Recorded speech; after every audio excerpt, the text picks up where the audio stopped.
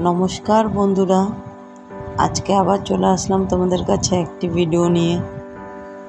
তোমরা দেখছো এটা গ্রহপুরের একটা স্কুল।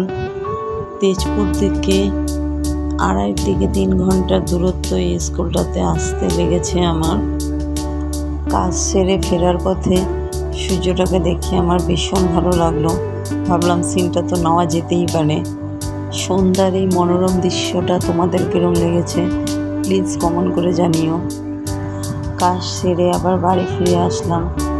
বাড়ি ফিরে ভীষণ ক্লান্ত লাগছিল, তাই আর কোনো কিছু ভিডিও না বানিয়ে ডাইরেক্ট রান্না করাটাই দেখিয়ে দিলাম।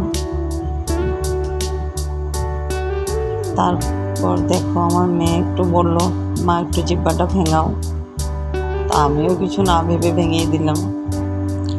ডাল, পাঁপড় ভাজা, মাংস দিয়ে আজকে ডিনারটা শেষ করলাম।